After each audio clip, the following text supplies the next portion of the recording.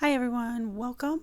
In this little video, we are going to explain the difference between model space, which is in the lower left-hand corner, that tab that I'm circling around, and PaperSpace, which are the tabs to the right that are called Layout 1 and Layout 2. So for the majority of the time we've been working in AutoCAD, we've been working in model space. And that's fine. We've been creating PDFs. We've been creating those PDFs to scale. We're going to do the same thing, but we're going to set them up in PaperSpace. PaperSpace is a great way if you are, setting up presentations for your clients. If you need to print in-house, you can also print in-house from model space without a formal title sheet, if you will. But you can even set up a formal title sheet or presentation sheet in PaperSpace and go back and forth. I usually, when I'm working professionally, I'm always working in both PaperSpace and model space. Teaching-wise, we've just been in model space for a little bit because we've been really learning about the program and the commands and getting familiar with drawing with the mouse. Some of us have been in AutoCAD for the very first time, so I've been trying to just take time in model space, but now it's time to jump into PaperSpace and get a little formal because we are almost wrapping up the semester. Yay! And bear with me too. You could kind of hear my voice is a little scratchy. I apologize for that, but I'll be quick, I think, here. Anyway, first thing that I'm going to do is I have a drawing open, assignment 3, which I'm turning into a midterm. We have an external reference off to the left-hand side of this very, very conceptual floor plan. It is not perfect. It's not perfect in scale right now. It's not even perfect in alignment, but I'm using it as a reference. To the right, we literally got into assignment 3 by drawing up the floor plan. Mine is not complete. Yours is, so thank you for that. And then in the upper portion of that floor plan, I have an elevation that has started. And again, it is not complete. Mostly has dimensions on there. Those are just for you to reference. You don't actually have to draw up any dimensions for me. And I apologize, this is not very far along. This is literally just the outline to an elevation and showcasing the door, if you will. But in previous videos, I did actually explain and showcase how to begin elevations and sections. So with this said, I am going to move basically my elevation and my floor plan a little further away than the external reference. And I'm also going to move my elevation a little bit more north, just so that I have a little bit of space when we set up these viewports that you're going to see very shortly in PaperSpace. I just want to have a nice little border around. Okay, so the first thing that I do, of course, is probably do a save as of my drawing. I actually did a save as of my drawing. That's why I have these initials MS and PS for model space and PaperSpace. So I do not need to do a save as, but I highly recommend making sure you don't erase or edit something that really you didn't need to edit from a previous drawing. It doesn't take much to do a save as, and pretty much the drawings you've been working in for me have been pretty small scale, so it shouldn't be a problem. With that said, the other thing that I do when I know I'm moving into PaperSpace is I will jump into what is called Layout 1 first, just because it's labeled 1. I don't really need a second tab or a second sheet to set up, so I'm just going to right click this and delete it as I kind of explain a little further. And there's a couple things that you're going to see right away when you jump into PaperSpace, aka Layout 1. You're going to see already a viewport created, and you're going to see this graphical interpretation of basically a letter size sheet of paper. It's always white. You actually can change the color through options, but I usually never do. And of course, I am going to erase that viewport because as I have it selected, if you look at the interface in AutoCAD in the bottom right-hand corner, you're going to see it is not to scale. But I also want to just show you how to create a new viewport from scratch. So I'm going to delete this. First thing I do, well, besides deleting the viewport, is I will rename this tab. So I will right-click over this tab, say rename, and I'm going to call it an 11 by 17 because that's what we're going to change this paper size to.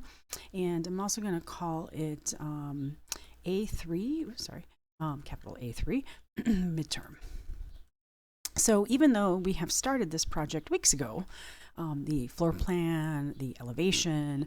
I'm turning this into a midterm project that's basically due at the end of the semester, just to see your progress throughout and see what it can turn into. So again, the first thing I do is I always name the tab. By naming the tab, it tells me when I go into the AutoCAD drawing, I have done something in PaperSpace.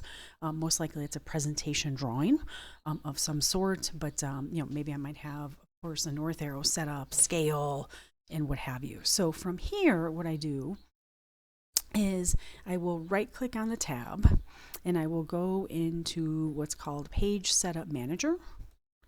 And when I open this up, I want to modify the only tab that I have. Again, if I had 15 tabs in PaperSpace, I would have 15 rows here listing out each one of those tabs, but I don't. So I'm just going to select what I have and I'm going to hit at the button on the right, Modify. And you kind of go into what looks like your print window. All good. I am always going to be making PDFs, so I'm going to just change that to Adobe PDF right now.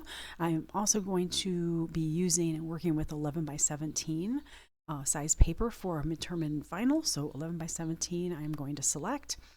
You're going to notice that there's some things that usually in print we are able to select, and here we are not. So I can't select center of the plot. I can't select, actually I can select window, but it honestly doesn't matter at this point, so I'm not going to. Plot scale, we do want to scale in PaperSpace of 1:1, meaning that when we create these viewports, we're going to create these viewports at their specific scale, and we're going to print them to 1:1 to make sure that they get read at their proper scale. So in the upper right hand corner, this is where you are seeing my column pens CTB file. It happens to be missing. I don't know why it's missing. That's okay. It'll be a great little 3-minute exercise in me showing you loading your pens just in case you need it. And then everything else along this column here, I don't really need to look at or edit in any way from default settings other than drawing orientation. From this point on, we're pretty much going to be using the drawing orientation set to landscape.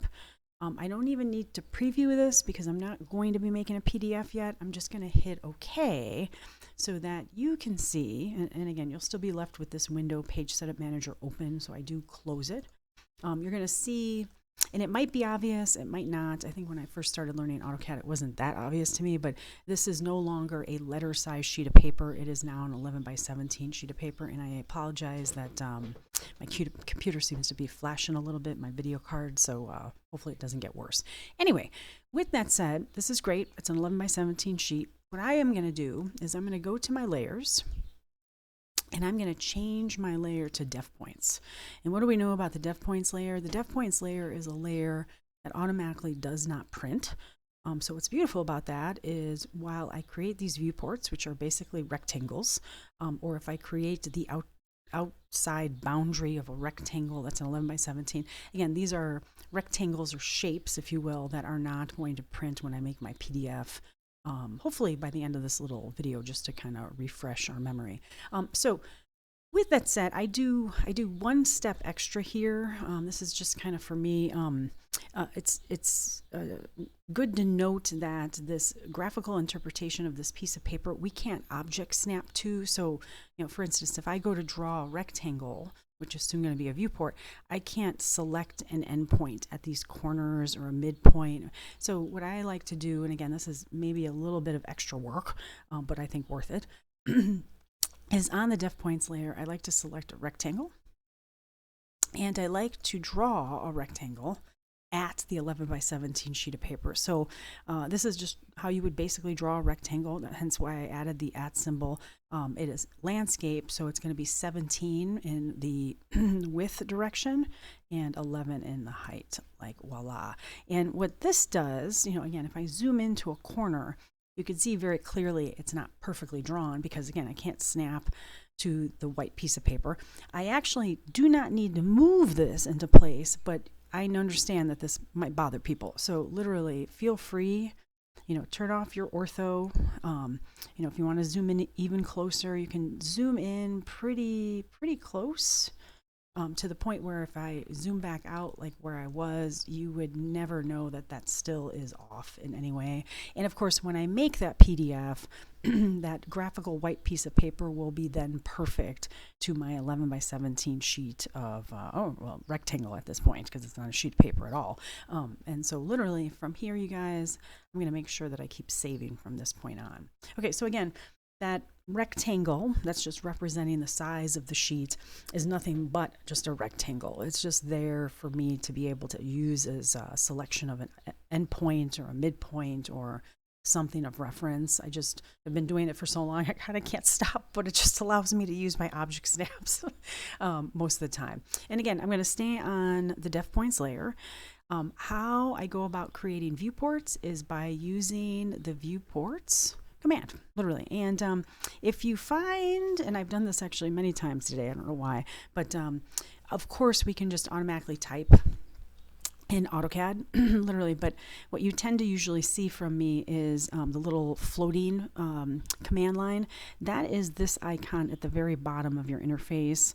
Looks like a command line with a little plus. If you have that on, when you do type your commands, wherever your cursor is, your pick box, if you will, it will be floating in the middle of your screen. For me, that's a matter of your eyes not moving up and down, up and down, up and down on the interface. And by the end of the day, that really matters, and it really does save you some energy, little extra energy from your eye movements. So I highly recommend using your dynamic command line. It's beneficial. Anyway, so viewports is the command. You will get a pop-up window by the name of Viewports. You'll see here on the left-hand side, these are all the options that you can create as far as a viewport. I'm going to show you a single one right now, but I think I'm going to end up showing you also this 3 on the left-hand side. For this midterm project, we don't need 3 viewports. We actually only need 2, but this is super easy to create, and then I can erase one, right? So whichever one you think is more beneficial or quicker, and when I say beneficial, efficient, right? Because that's the time that we are in the semester. We want to be as efficient as possible. So I'm going to grab the single viewport and hit OK. And again, because I can snap to my wonderful rectangle of an 11 by 17 sheet of paper, I'm going to select this endpoint here. And I don't know, I do have my midpoint endpoints on. Again, if I didn't have midpoints on, you just select at the very bottom of the interface that little white inverted arrow and just select midpoint. So again, whatever's easier for you, but I had it turned on, shockingly. And when you snap those 2 points for the single viewport, you're going to see that first the viewport will have the grid probably on in the background. And why? Because I just haven't turned it off previously. And it will show you everything that you have drawn in model space. So there is my external reference. There is my elevation that is not complete by 80%, and my floor plan that also isn't complete by 80%. So a little bit of work.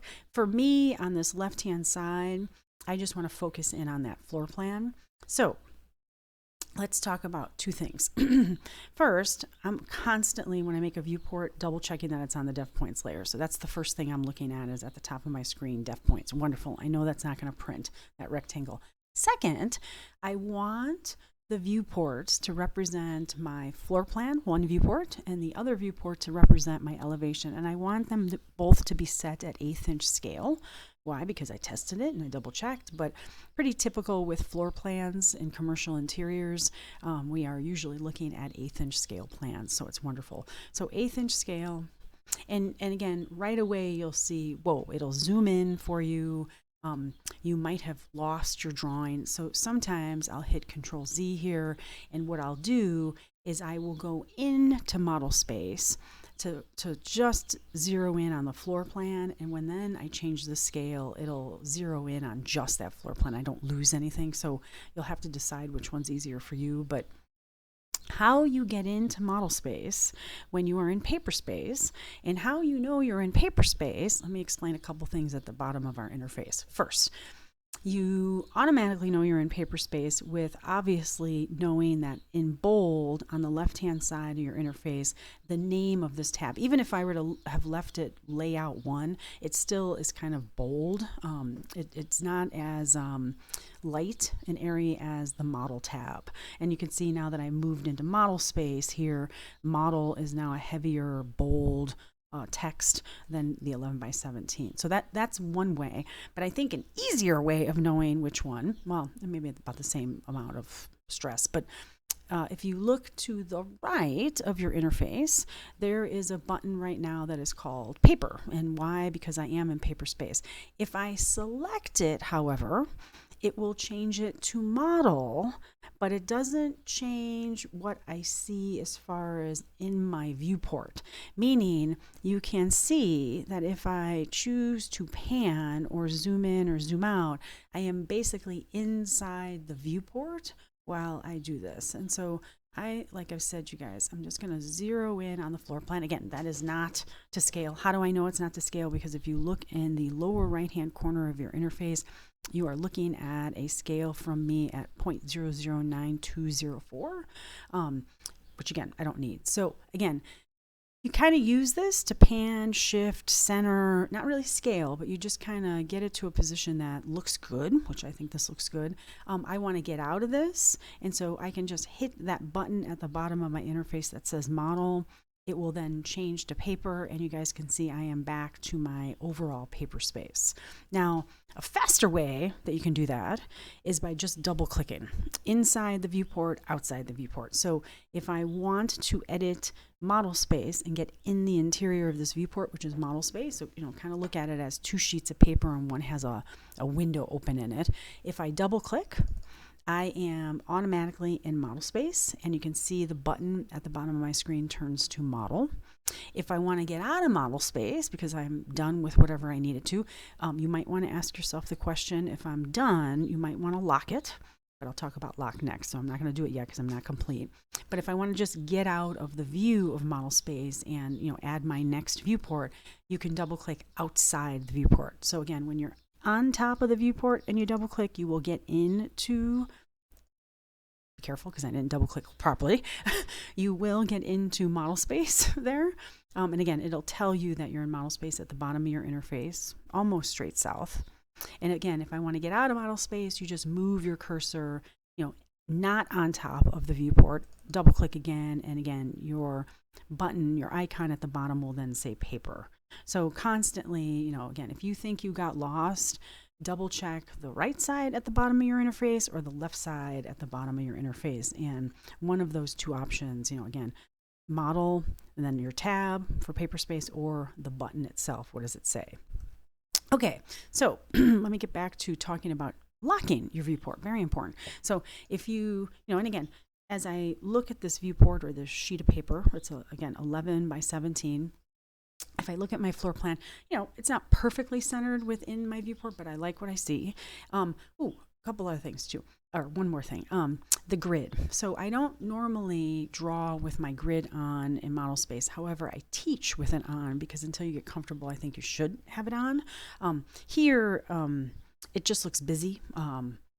Kind of messy for me. So visually, if I look straight down on the interface, we have an icon called display drawing grid. Just select it and turn that grid off. Just makes it a little bit cleaner. Again, my floor plan is not complete, but for you guys it is, and I know it's going to even look busier. So again, how can I get out of this viewport, out of model space? Double click outside of it. Okay. The other part to this is that is my viewport, and in the lower right hand corner it is not set to that 1/8 inch scale that I talked about at the beginning of this video. So I just want to go ahead and select that gray inverted arrow, and I am going to select 1/8 inch scale here. And you'll see no matter how much you zoomed into it, I have never been able to hit it exactly on its scale. And you can see now I've kind of shifted a little bit to the left. So I'm going to get right back into the viewport and just pan myself just over a little bit. And again, select that viewport. I could see clearly at the bottom right corner of my interface that it's set to 1/8. Beautiful. I'm going to lock it. Now, when you lock a viewport, it's awesome. You cannot edit it other than well, actually, I'm sorry. I don't even think I could delete this if I wanted to. No, I take that back. You can delete a locked viewport. What you can't do is edit how it's set up. So again, if I want to undo that, Control Z, there I am. So I apologize. I actually thought I could. I select the viewport. I have it locked. If I decide that I need to shift this in any way, like it's not perfectly centered, and so I double click inside to get into model space, and again, I'm looking at model at the very bottom of my interface. If I try to pan over, it'll basically pan my sheet of paper, not my actual drawing from model space, and that's a good thing. That means that if I zoom in, I'm not expanding the scale, literally or here lowering the scale. So it's basically locked into where it sits in your viewport and the scale that it sits at.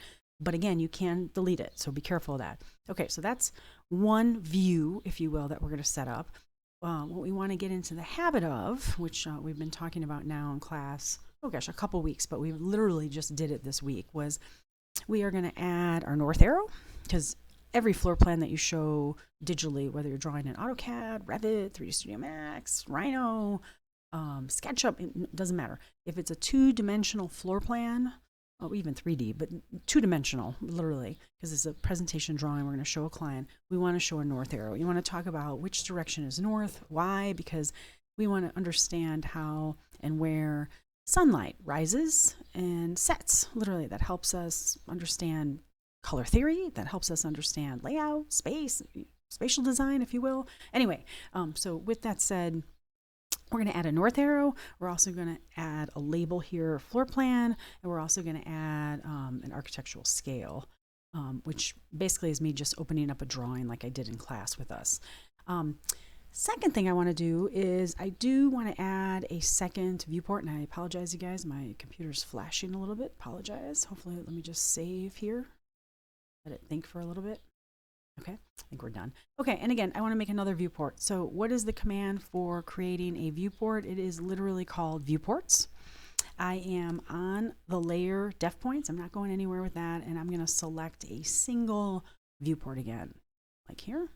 And again, this is where I can either select from this midpoint down to the midpoint, or I can pick from the upper right-hand corner down to the midpoint, whatever makes sense for you.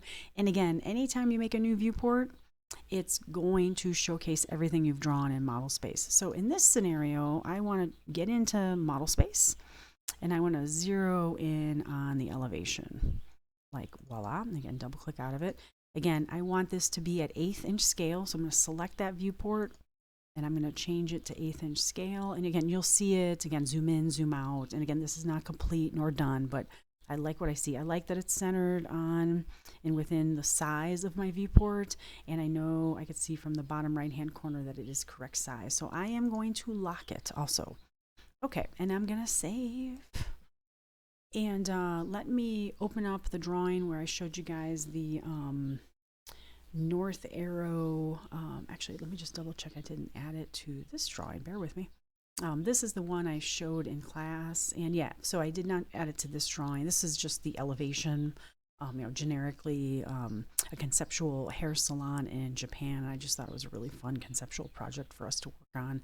Okay, I did not, so bear with me. I think I have it here, almost open. No, I do not. Okay, that's okay. Literally, let's go for it. It should be one of the things that... Oh, I know why, because I had it under my final project. Bear with me, guys.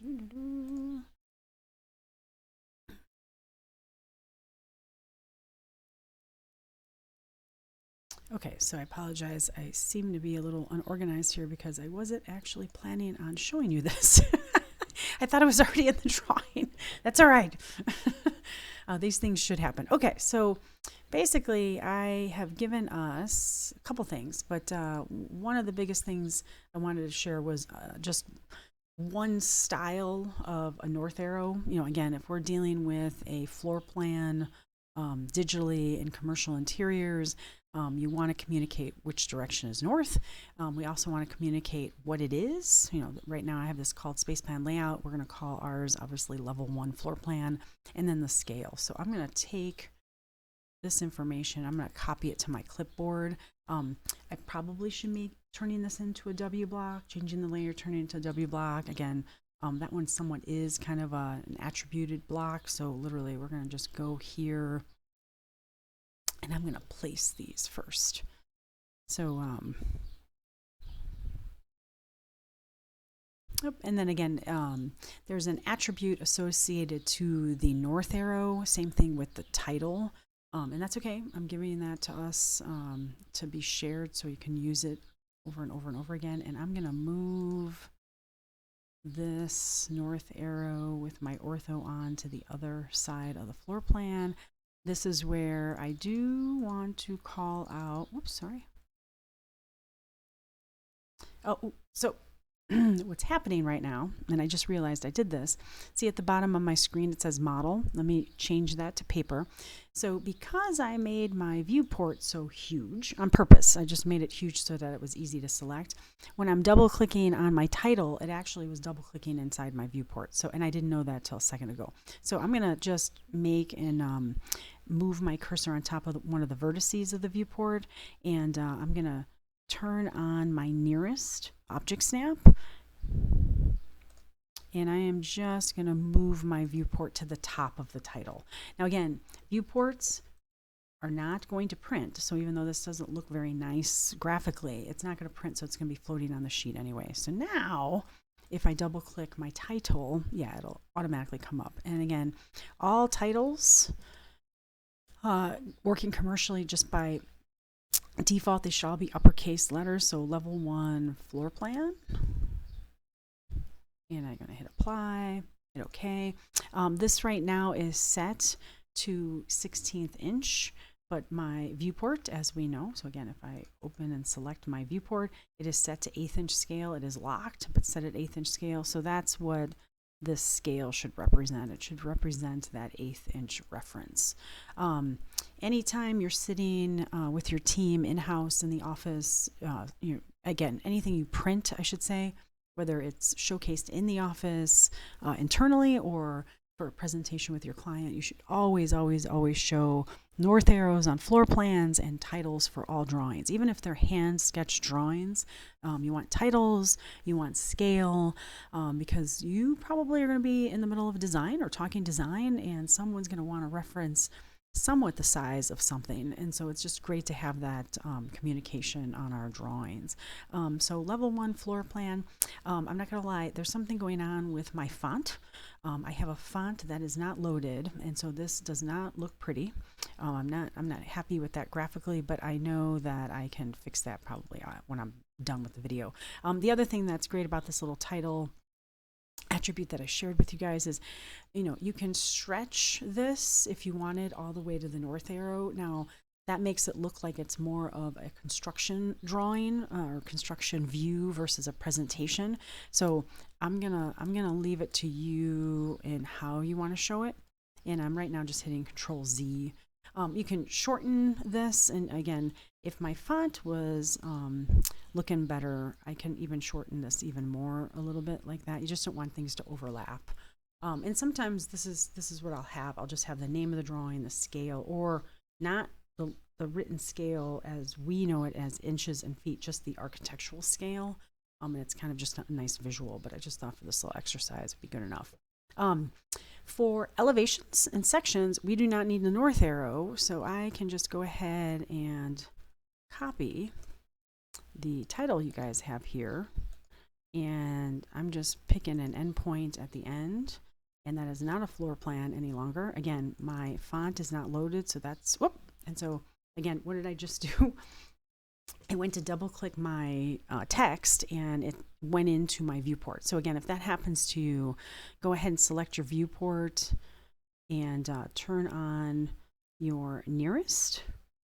We will not keep nearest on after this moment, but literally I'm just going to move it so I don't double click into the viewport. And again, at any time you can turn object snaps on or off. I do not recommend keeping nearest on ever. You use it for a minute or two or command or two, and you kind of turn it off, or else it'll sometimes not make you realize that your drawing is not perfect, which is not good. Okay, and this is an elevation. So let me name it that.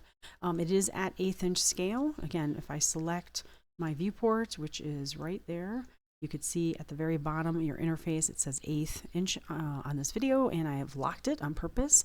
And so literally, you guys, I am ready for a print. However, I told you earlier that my column pens are not loaded.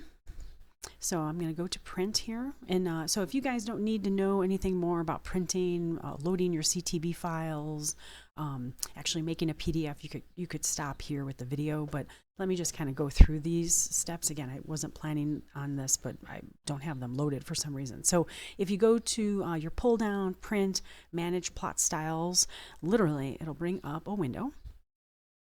Beautiful. I'm going to minimize.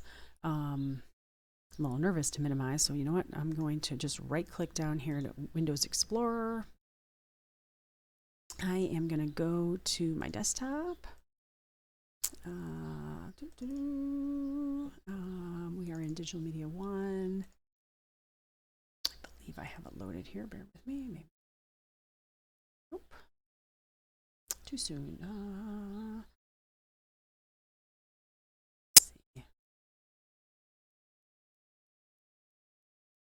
No. Okay, so bear with me. Let me go to my OneDrive really quick. Again, you can see I'm not so organized because I wasn't planning this portion. Hold on. So go back. There it is. Okay, so I am going to take what I have called as column pens. I'm going to right click on it and I'm going to copy it. And then I'm going to paste it into my manage plot style window in AutoCAD. Wonderful. Just like this. And again, sometimes this happens. I haven't actually worked on this laptop for a couple weeks, maybe 2 weeks.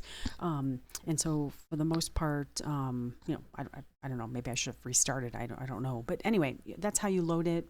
As long as they are within this list, when I go back to AutoCAD to actually print or plot, Control P is all you need. But again, if you get this window, not to worry, it's just one single print or PDF I'm going to make.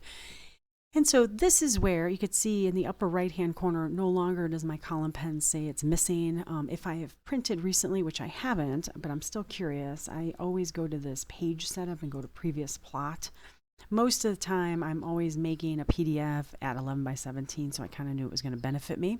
And again, like I keep showing you guys, I will window from one corner to the next. I will center the plot. The plot style should be 1:1.